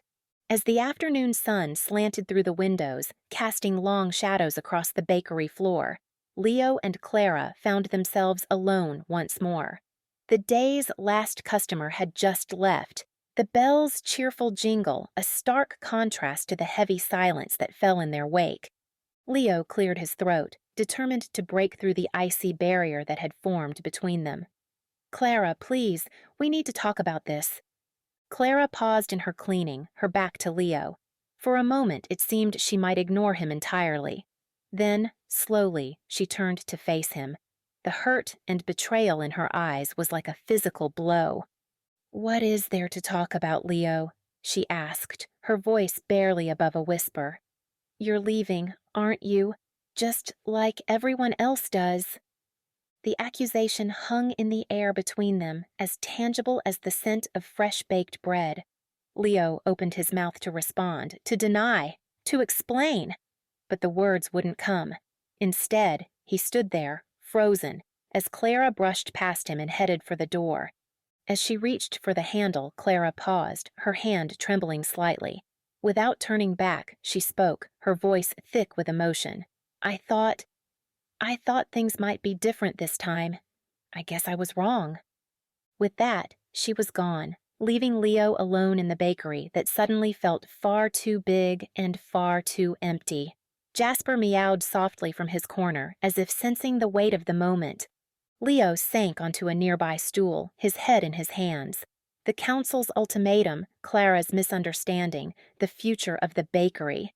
It all swirled in his mind like ingredients in a mixing bowl, refusing to come together into anything coherent. As the last rays of sunlight faded, casting the bakery in shadows, Leo realized he had a decision to make. Not just about his future or the bakeries, but about what and who truly mattered to him. The question was, would it be too late? A change of heart. Leo sat in Nana Juniper's cozy living room, his long fingers fidgeting with a chipped mug of chamomile tea. The room was a treasure trove of memories, every surface adorned with framed photos and quirky knickknacks collected over a lifetime. It was a far cry from his sleek city apartment, where minimalism reigned supreme and sentimentality was kept neatly tucked away in storage. Nana Juniper eased herself into her favorite armchair, the worn fabric creaking softly beneath her. Her eyes, still sharp despite the wrinkles that framed them, studied Leo's troubled expression. The corners of her mouth turned up in a gentle smile, a silent invitation for him to unburden his heart. "What's weighing on you, my boy?" she asked, her voice warm and weathered like a well-loved blanket. Leo's gaze darted around the room, landing anywhere but on his grandmother's knowing eyes. He took a deep breath, and suddenly the words he'd been holding back came tumbling out in a rush. "The town council," he began, his voice tight with frustration. "They've given me an ultimatum. Either I commit to staying in Bellsleigh Harbor and running the bakery, or they'll look for an outside investor to take over." Nana Juniper's eyebrows rose slightly, but she remained silent, allowing Leo to continue. "And then there's Clara," he added, a hint of something softer creeping into his tone. She overheard part of the conversation with the council, and now she thinks I'm planning to abandon the bakery and go back to the city. She won't even talk to me, Nana. As he spoke, Leo's gaze fell on a framed photograph on the side table. It showed a much younger version of himself, gap-toothed and grinning, standing proudly next to Nana in the bakery. Flour dusted both their aprons, and a misshapen loaf of bread sat on the counter in front of them. Leo's voice softened as he recalled the memory. "I remember that day," he said, almost to himself. "It was the first time you let me make a loaf all by myself. It was lopsided and dense as a brick, but you acted like it was the best thing you'd ever tasted." Nana Juniper chuckled, the sound rich with affection. "Oh, it was terrible," she admitted. "But your smile when you pulled it out of the oven, that was sweeter than any pastry I've ever made." She reached out, patting Leo's hand. Her touch was as familiar and comforting as the scent of fresh-baked bread that seemed to follow her everywhere. "Leo, my dear," she began, her voice warm but firm. "You've always been so focused on moving forward, on achieving the next big thing. But sometimes the most important growth happens when we put down roots." Leo opened his mouth to protest, but Nana held up a hand, silencing him gently. "I'm not saying your ambitions aren't important," she continued, "but there's more to life than climbing the corporate ladder or having your name on the door of some fancy restaurant." She gestured around the room at the photos and mementos that surrounded them. "This, Leo, this is what matters. Community, connection, the kind of success that isn't measured in dollars or stars, but in the lives you touch and the memories you create." Leo's brow furrowed as he considered her words. "But Nana, I've worked so hard to get where I am, to just give it all up." Nana Juniper's eyes twinkled with amusement. "Who said anything about giving up? You have a gift, Leo, a talent for creating beautiful, delicious things, but you're so caught up in chasing the next big trend that you've forgotten why you fell in love with baking in the first place." She leaned forward, her voice dropping conspiratorially. "Do you know why people keep coming back to Juniper's hearth year after year?" Leo shook his head, curious despite himself. "It's not just because of the pastries, though. Heaven knows they're good enough," Nana said with a wink. "It's because when they walk through that door, they're not just customers. They're family. They come for the warmth, the laughter, the feeling that no matter what's going on in their lives, there's always a place where they belong." Leo felt a lump forming in his throat as he listened to his grandmother's words. He thought about the bakery, about the way Clara's eyes lit up when she talked about the town's traditions, about the sense of peace he'd felt in those quiet moments between the rush of customers. "But what about my career?" he asked, his voice small. "Everything I've worked for?" Nana Juniper smiled, reaching out to cup Leo's cheek in her weathered hand. "Oh, my boy. Your career is what you make of it. Who says you can't bring a little bit of the city's innovation to Bellsleigh Harbor? Or take some of our small-town charm and use it to create something unique in the big city?" She paused, her eyes twinkling with mischief. "And as for Clara, well, I've seen the way you look at her. Some things are worth fighting for, don't you think?" As Nana Juniper's words settled in the room, Leo's expression shifted from confusion to contemplation. His eyes roamed the cozy living room, taking in the framed photographs, the well-worn furniture, and the countless knickknacks that told the story of a life well lived. Each item seemed to whisper tales of love, laughter, and the kind of success that couldn't be measured in dollars or accolades. Nana's eyes twinkled as she watched understanding dawn on her grandson's face. She leaned forward, her voice taking on a wistful quality. "You know, Leo, I once faced a choice not unlike yours." Leo's eyebrows shot up in surprise. "You did?" Nana nodded, a faraway look in her eyes. "Oh, yes. I was about your age, maybe a little younger. I'd just won a prestigious baking competition in the city, and suddenly, I had offers pouring in from all over the country, fancy restaurants, exclusive bakeries. They all wanted a piece of Juniper's magic." Leo listened, rapt. He'd never heard this story before. "There was one offer in particular," Nana continued. A chance to be the head pastry chef at a five-star hotel in New York City. It was the kind of opportunity most bakers only dream of. "What happened?" Leo asked, his voice barely above a whisper. Nana's eyes crinkled with a smile. "I met your grandfather. He was just a local fisherman then, with calloused hands and the scent of the sea clinging to his clothes. But oh, when he smiled at me." She trailed off, lost in the memory for a moment. "I had a choice to make," she said, her voice growing stronger. The bright lights and endless possibilities of the big city, or the quiet charm of Bellsleigh Harbor, and a man who looked at me like I hung the moon. Leo's breath caught in his throat. He could see where this was going. "I chose love," Nana said simply. "I chose family and community over fame and fortune. And you know what? I've never regretted it for a single day." As she spoke, her eyes sparkled with joy, reflecting a lifetime of memories. "The life we built here, the people we've touched, the traditions we've created, it's been richer and more fulfilling than any career could have been." Leo stood up, his legs carrying him to the window almost of their own accord. Outside, the lights of Bellsleigh Harbor twinkled like earthbound stars, each one representing a life, a story, a potential connection. His reflection in the glass stared back at him, and he watched as clarity dawned on his own face. He turned back to Nana, determination replacing his earlier uncertainty. His voice was strong and sure as he announced, "I'm staying, Nana. I'm going to commit to the bakery, to Bellsleigh Harbor. This is where I belong." Nana's face lit up with joy, but before she could respond, a forceful knock echoed through the house. The door burst open, revealing Clara, her eyes blazing with a mixture of hurt and anger. "How could you?" she demanded, her voice trembling with emotion. "After everything, you're just going to leave?" Leo's eyes widened in surprise. "Clara, But Clara wasn't finished. "I heard you talking to the town council. You're going back to the city, aren't you? Just like everyone else who comes here and decides we're not good enough." Nana Juniper quietly excused herself, squeezing Leo's shoulder as she passed. "I'll leave you two to talk," she murmured, disappearing into the kitchen. Leo and Clara faced each other, the air crackling with tension.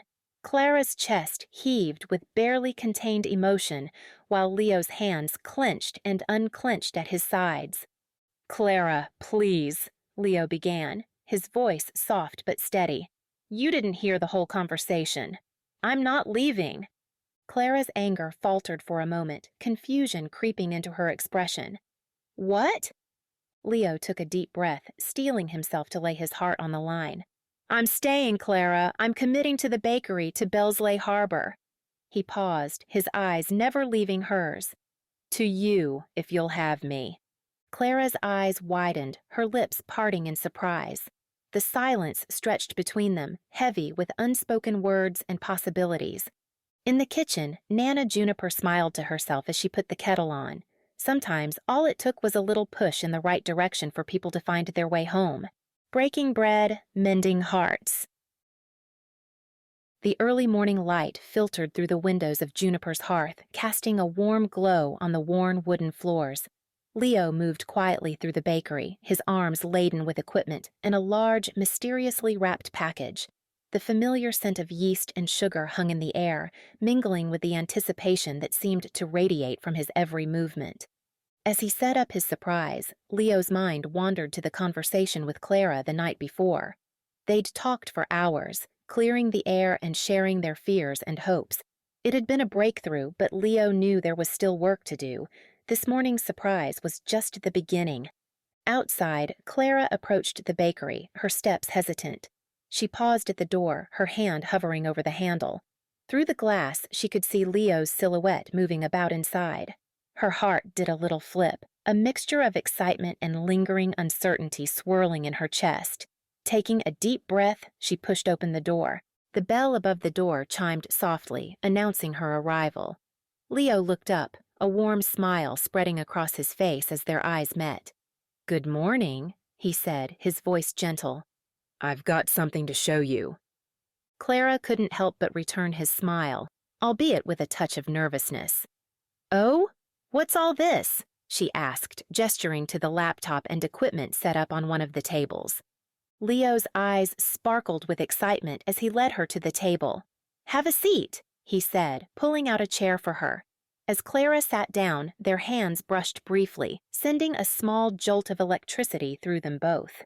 Leo cleared his throat, trying to hide the blush creeping up his neck. "So," he began, his fingers flying over the keyboard, "I've been working on something for you." With a flourish, he turned the laptop towards Clara, revealing a beautifully designed website. Clara's eyes widened as she took in the professional layout. The home page featured a stunning photograph of one of her ceramic pieces, the glaze catching the light in a way that made it seem to glow from within. "Is that my work?" she asked, her voice barely above a whisper. Leo nodded, his smile growing wider. "It's your new gallery website," he explained, unable to contain his excitement. "I've set it up so you can easily update your inventory, showcase new pieces, and even take online orders." As Leo walked her through the features, Clara found herself leaning in closer, her initial hesitation melting away. She marveled at the care he'd put into every detail, from the font choices that complemented her artistic style to the seamless integration with social media platforms. "And here," Leo said, clicking on a tab labeled Artist's Story, "is where we can share your journey as an artist. I left it blank for now, thinking you might want to write it yourself." Clara felt a lump form in her throat. The thoughtfulness of the gesture, the way Leo had created a space for her voice to be heard, touched her deeply. "Leo, I don't know what to say," she murmured, her eyes meeting his. Leo's expression softened. "You don't have to say anything. I just wanted to show you that I'm committed to helping you succeed, here in Bellsleigh Harbor." A comfortable silence fell between them as Clara continued to explore the website. Leo watched her, taking in the way her eyes lit up as she discovered each new feature. The morning sunlight streaming through the windows caught in her hair, giving her an almost ethereal glow. "Oh!" Leo exclaimed suddenly, remembering the wrapped package. "I almost forgot. I have one more surprise for you." Clara looked up, curiosity piqued. "Another surprise? Leo, you didn't have to—" "I wanted to," he interrupted gently, retrieving the package from where he'd stashed it behind the counter. He placed it carefully on the table in front of Clara. "Go on, open it." With slightly trembling hands, Clara began to unwrap the package. As the paper fell away, she gasped. Inside was a beautiful, handcrafted wooden display stand, perfect for showcasing her ceramics. "I made it myself," Leo admitted, a hint of shyness creeping into his voice. "I thought it might be nice for your gallery, or maybe for craft fairs." Clara ran her fingers over the smooth wood, tracing the intricate carvings along the edges. "You made this?" she asked, awe evident in her voice. "When did you have time?" Leo shrugged, a sheepish smile playing on his lips. "I may have lost a bit of sleep over the past few nights, but it was worth it." Clara's eyes sparkled with delight as she continued to explore the website Leo had created for her gallery. Each click revealed a new thoughtful detail, from the elegant layout that showcased her ceramics to the user-friendly interface that would make managing her online presence a breeze. As she navigated through the pages, Leo watched her with a mixture of anticipation and nervousness, his hands fidgeting slightly at his sides. Taking a deep breath to steady himself, Leo moved towards the counter where he'd hidden the wrapped package earlier. He picked it up carefully, the weight of it comforting in his hands. As he returned to Clara's side, she looked up from the laptop, curiosity written across her face.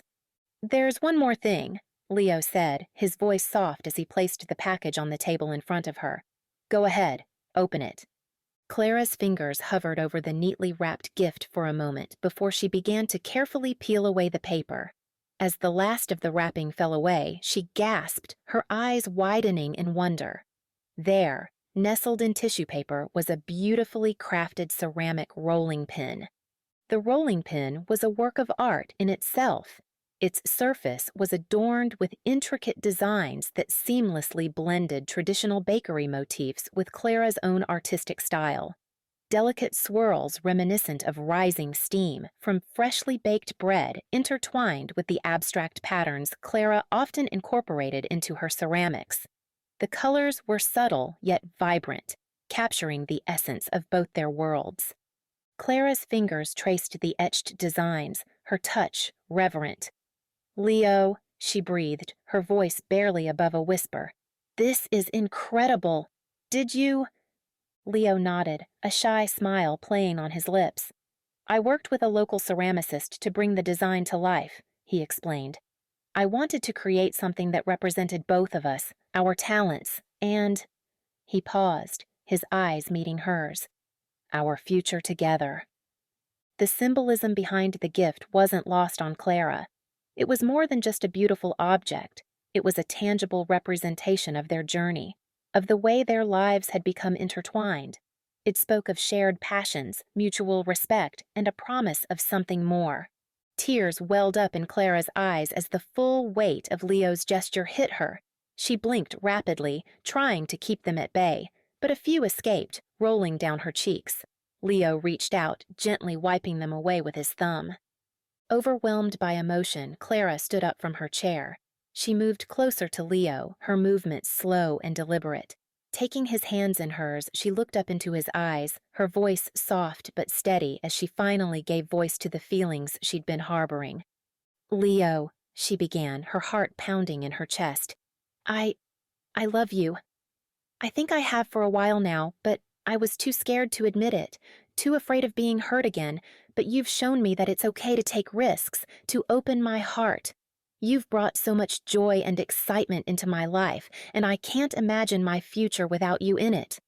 Leo's breath caught in his throat at Clara's words. His eyes, brimming with emotion, searched hers for a moment before he pulled her into a tender embrace. He held her close, savoring the warmth of her body against his, the scent of her hair, the feeling of rightness that enveloped them both. "Clara," he whispered, his lips close to her ear, "I love you too. More than I ever thought possible. You've helped me see what truly matters in life. You've shown me the beauty in tradition, in community, in slowing down to appreciate the little things. I don't want to imagine a future without you either." Their eyes met once more, a silent understanding passing between them. Slowly, they leaned in towards each other, their lips meeting in a kiss that was more confident and loving than their first. It was a kiss full of promise, of shared dreams, of a future they were both excited to build together. The tender moment was interrupted by a contented purr.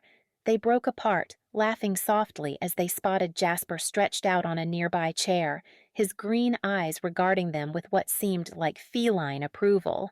The cat's timing was impeccable, as always, providing a moment of light-hearted joy to balance the intensity of their emotional declarations. Still holding hands, Leo and Clara's attention turned back to each other, their eyes shining with happiness and excitement for what lay ahead. "So," Leo said, a playful grin spreading across his face, "what do you say we start planning our future? I've got some ideas for the bakery that I think you'll love." Clara laughed, the sound light and full of joy. "And I've got some thoughts on how we can make your baking look even more irresistible in my gallery," she replied, giving his hand a gentle squeeze. As they began to excitedly discuss their plans, their voices blended together, creating a harmony of hope and affection. They talked about new recipes that would honor tradition while adding a modern twist, ways to showcase Clara's ceramics in the bakery, and ideas for collaborative projects that would bring their talents together in unique ways. Jasper, seemingly content with the turn of events, settled more comfortably into his chair. His soft purrs provided a soothing backdrop to Leo and Clara's animated conversation, a gentle reminder of the simple joys that had brought them together. The morning sunlight continued to stream through the bakery windows, bathing the scene in a warm, golden glow. It highlighted the joy on their faces, the sparkle in their eyes, and the promise of a bright future ahead. In that moment, surrounded by the comforting scents of the bakery and the warmth of newfound love, Leo and Clara stood on the threshold of a new chapter in their lives, ready to face whatever challenges and adventures lay ahead.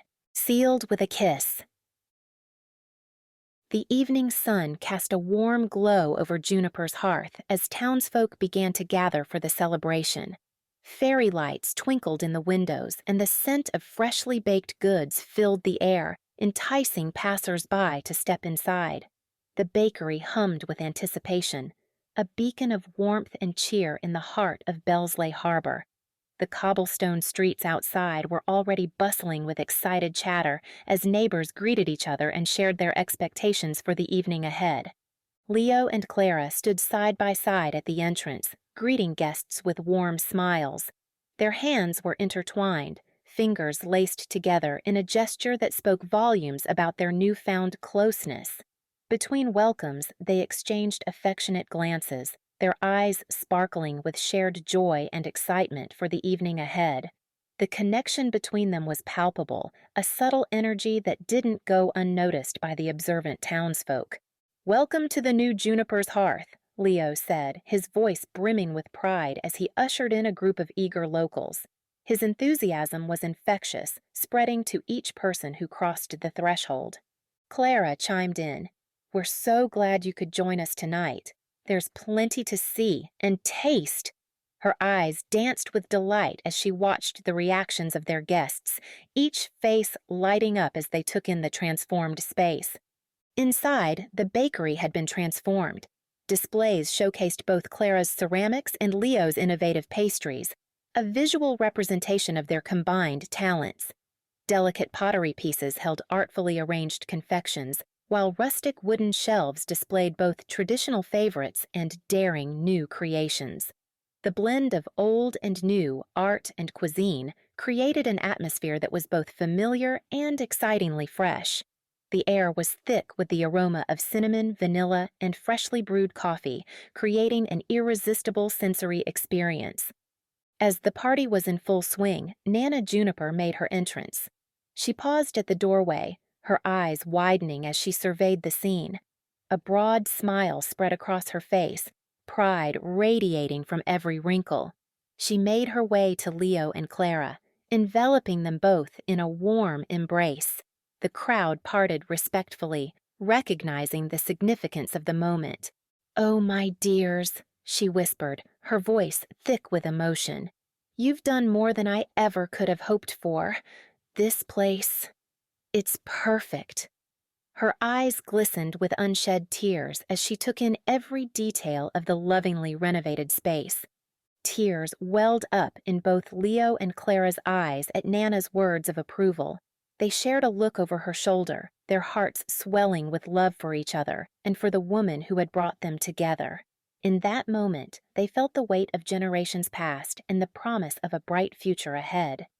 The arrival of the town council members brought a new wave of excitement. They moved through the bakery, nodding approvingly at the changes and innovations. Gone was their earlier skepticism, replaced by genuine enthusiasm for the future of Juniper's hearth. Their presence lent an air of official approval to the evening's proceedings. Councilman Hawthorne approached Leo, clapping him on the shoulder. "I have to admit, son, I had my doubts. But this—" he gestured around the room. "This is something special. You've honored tradition while bringing in some much-needed fresh ideas. Well done." His words carried the weight of years of experience and the promise of continued support. As the party progressed, Leo and Clara mingled with the guests, moving in perfect sync. They finished each other's sentences as they shared their vision for the bakery and gallery, their excitement infectious. Their easy rapport and shared passion were evident to all who spoke with them. "We're thinking of hosting monthly art and baking workshops," Clara explained to a group of interested locals. Her eyes sparkled as she described her plans, her hands moving animatedly. Leo jumped in. "Yes, and we'll be featuring a different local artist each month, pairing their work with specially crafted treats." His culinary expertise shone through as he detailed the potential flavor combinations and artistic collaborations. Clara led a small group to her newly designed corner of the bakery, showcasing her ceramics. Her confidence shone as she discussed her art, pointing out the intricate details of each piece. From across the room, Leo watched proudly, his heart swelling at the sight of Clara in her element. He couldn't help but marvel at how far they had come, both individually and as a couple. Not to be outdone, Leo gathered his own audience to demonstrate some of his new baking techniques. He expertly folded delicate pastry dough, explaining how he was blending traditional recipes with modern twists. The onlookers watched in fascination, some taking mental notes to try at home. "This is Nana's classic apple strudel recipe," he said, "but I've added a hint of lavender and a touch of local honey to really bring out the flavors." The aroma wafting from his workstation was tantalizing, drawing more curious guests to his demonstration. The townspeople sampled his creations, their initial skepticism turning to delight as they tasted the perfect balance of familiar and new. Murmurs of approval rippled through the crowd, and several people immediately asked when these new treats would be available for purchase. In a quiet moment amidst the bustling celebration, Leo and Clara snuck away to the kitchen. They poured themselves small cups of Nana's secret recipe hot chocolate, the rich aroma filling the air around them. Leaning against the counter, they clinked their mugs in a private toast. The kitchen, usually a place of work, felt like a sanctuary in that moment, allowing them a brief respite from the excitement of the evening. "To us," Leo murmured, his eyes locked on Clara's in a loving gaze. His voice was low, meant only for her ears. "To new beginnings," Clara replied softly, her smile radiant. The warmth of the hot chocolate was nothing compared to the warmth blooming in her chest. As they rejoined the party, a hush fell over the crowd. Through the windows, they could see snow beginning to fall, fat flakes drifting lazily past the twinkling fairy lights. Guests gathered at the windows, oohing and aahing at the picturesque scene. The first snowfall of the season seemed to add an extra layer of magic to the already enchanted evening. It was as if nature itself was offering its blessing to the new chapter unfolding in Bellsleigh Harbor. Sensing the perfect moment, Leo took Clara's hand and led her to the center of the room. The partygoers turned their attention to the couple, sensing something important was about to happen. With all eyes on them, Leo cleared his throat. An anticipatory silence fell over the gathered crowd. "Everyone," he began, his voice carrying clearly through the room, "Clara and I have an announcement to make." He squeezed Clara's hand, drawing strength from her presence. "Not only are we committed to the future of Juniper's Hearth and to Bellsleigh Harbor, but we're also committed to each other. Clara and I are together, and we couldn't be happier." His voice rang with sincerity and joy. The room erupted in cheers and applause, the sound of genuine joy and support filling the air. Under the warm glow of the lanterns, with snowflakes visible through the windows creating a magical backdrop, Leo and Clara shared a tender, romantic kiss. The moment seemed to stretch on, a perfect capsule of love and new beginnings. As if on cue, Jasper the cat appeared, weaving between their legs and purring contentedly. The scene was perfect, a moment of pure happiness, love, and community spirit, captured in the heart of Juniper's Hearth. The soft glow of the fairy lights, the warmth of the ovens, and the palpable affection in the room created an atmosphere of pure magic, a fitting start to this new chapter in Bellsleigh Harbor's story. Home is where the heart is.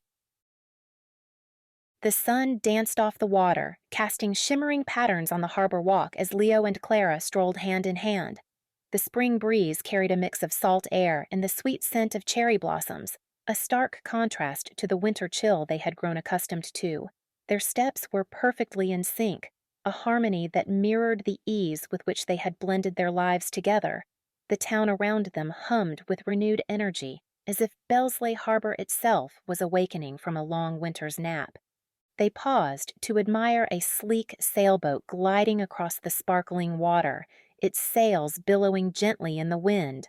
The scene was postcard perfect, a testament to the beauty of Bellsleigh Harbor in any season.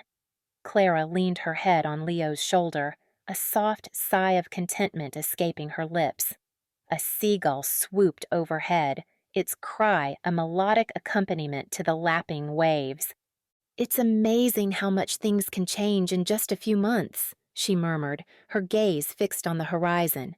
Her eyes reflected the dancing light on the water, a mirror to the joy she felt inside. Leo nodded, his arm tightening around her waist. "And how some things stay the same," he added, a playful grin tugging at the corners of his mouth. His eyes crinkled with affection as he looked down at Clara, marveling at how this small town and this remarkable woman had changed his life so profoundly. As they approached Juniper's hearth, the transformation was striking. The bakery, once quaint and traditional, now boasted a fresh coat of paint and a new sign that read, "Juniper's Hearth and Harbor Clay Cafe." The windows showcased a delightful blend of pastries and ceramics, hinting at the unique fusion inside. Hanging baskets overflowing with colorful spring flowers adorned the entrance, adding a touch of whimsy to the charming facade. Inside, the bakery had undergone a complete metamorphosis. A cozy seating area featured tables made from Clara's ceramics, their glazed surfaces catching the soft glow of the overhead lights. The walls were adorned with local artists' work, creating a vibrant and inviting atmosphere. Nana Juniper sat in a comfortable armchair by the window, contentedly sipping tea and watching the bustle of the cafe. Her eyes twinkled with pride as she observed Leo and Clara, her weathered hands cradling a mug that Clara had made especially for her.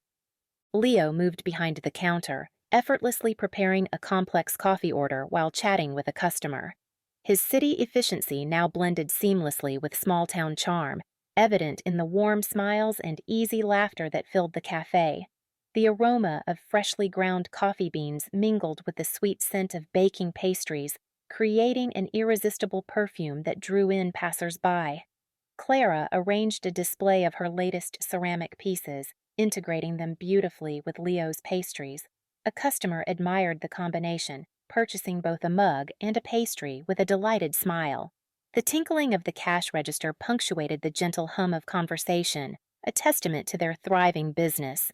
Leo joined Clara, wrapping an arm around her waist as they surveyed their shared dream come to life.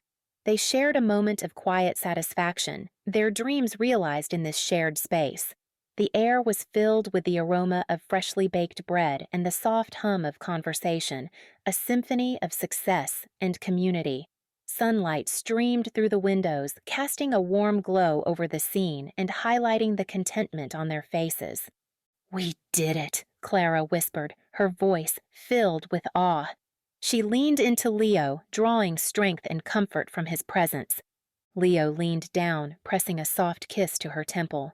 "We did," he agreed, his voice thick with emotion.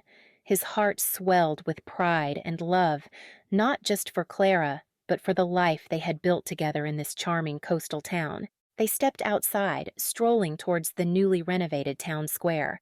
Leo pointed out potential locations for future expansion, his entrepreneurial spirit now focused on enriching the community. Clara sketched ideas in a notebook as they walked, her artistic vision expanding beyond individual pieces to community projects. They excitedly discussed collaborating with other local artisans, their enthusiasm infectious. The town square buzzed with activity, families enjoying the spring weather and tourists exploring the quaint shops. "Imagine a whole street dedicated to local crafts," Leo said, his eyes lighting up with excitement. "We could host workshops, bring in tourists, and really put Bellsleigh Harbor on the map." His mind raced with possibilities, envisioning a vibrant arts district that would breathe new life into the town. Clara nodded, her pencil flying across the page as she captured their ideas. "And we could have a community garden, maybe even a sculpture park," she added, her voice brimming with creativity. In her mind's eye, she could already see the empty lots transformed into beautiful green spaces filled with art and life. As they reached the harbor again, the sun began to set, painting the sky in hues of gold and pink. Leo turned to Clara, taking both her hands in his. He spoke softly about their future, hinting at the possibility of marriage and a family. His eyes, warm and sincere, held a promise of love and commitment. The gentle lapping of waves against the shore provided a soothing backdrop to this intimate moment. Clara's eyes filled with happy tears as she responded enthusiastically. "I can't imagine a future without you, Leo," she said, her voice choked with emotion. "You've shown me that change can be beautiful, and that sometimes the best things in life come from taking a risk." Her words carried on the breeze, a testament to the love that had blossomed between them. They sealed their conversation with a loving kiss, the golden light of the setting sun illuminating them. As they turned to walk home, it was clear that they had both found the sense of belonging and purpose they were searching for, in Bellsleigh Harbor and in each other. The town around them seemed to glow with approval, as if blessing their union and their shared dreams. Their steps were light, their hearts full, and their future bright. The harbor, with its gentle waves and twinkling lights, seemed to whisper promises of a life filled with love, laughter, and endless possibilities. As they walked hand in hand, they knew that whatever the future held, they would face it together. And in that moment, under the fading light of a perfect spring day, they were exactly where they were meant to be.